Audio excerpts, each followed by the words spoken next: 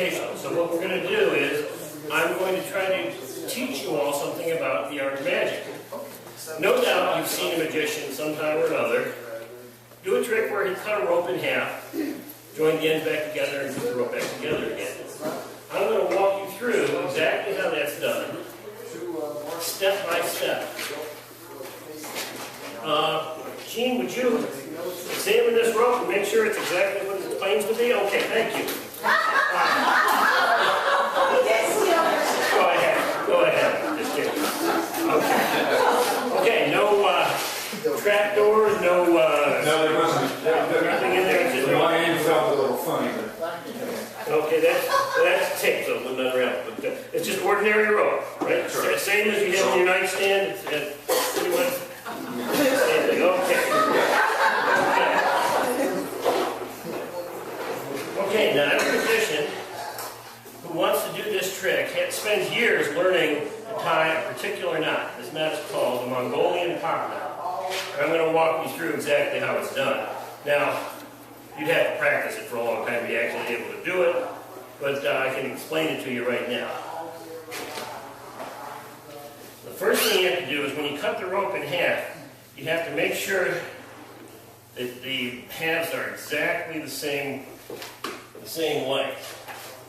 This is very important. If the ropes are not exactly the same length, you can't do the trick. Okay? And that's pretty darn close. Okay. Okay.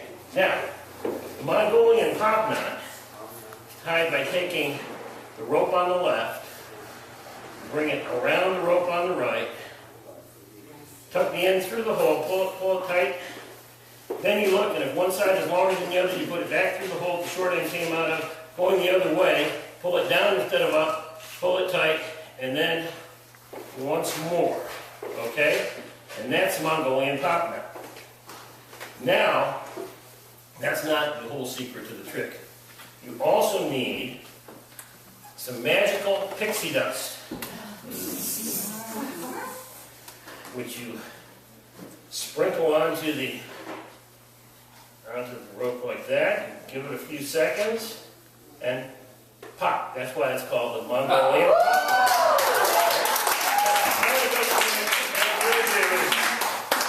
I know that went kind of fast. You probably weren't able to follow it, so I'm going to go through it again. What I'll do this time is I'll cut the rope into 3 pieces. That will take 2 knots to put it back together. It'll give you a chance to follow the explanation better. Let's see. And once again, we want to make sure that the ropes are the same length.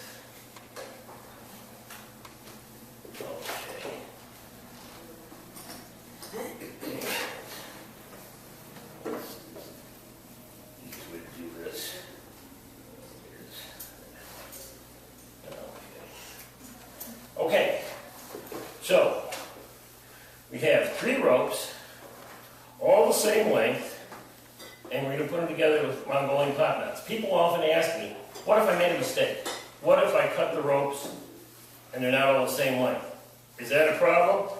And yes, it is, because you can't do the trick if they're not the same length. You might cut one rope way too short, another one maybe one.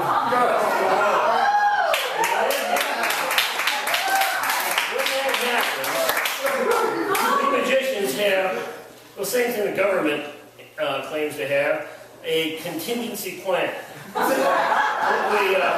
What we do is, first you line up the ends so that they are all even. Now we need, what do you think? Pixie dust. Not really. No, that's for the knots. What you need right now is a magic word. Hocus pocus is good. For this trick, I like simsalabim. Okay. Can you help me with that? Simsalabim. You need a little bit more conviction than that.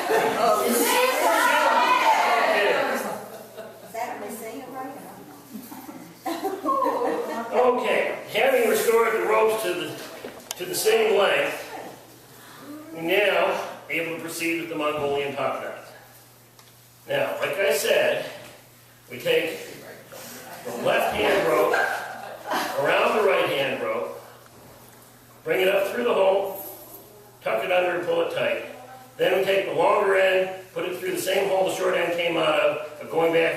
way, pull it down instead of up, and pull it tight.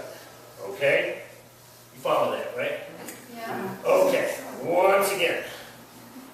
The left hand rope goes around the right hand rope, the end goes through the hole, pull it tight. Then if one end is longer than the other, put it back through the same hole the opposite way. Pull it down instead of up, and pull it tight. Okay? Now, we need, yes.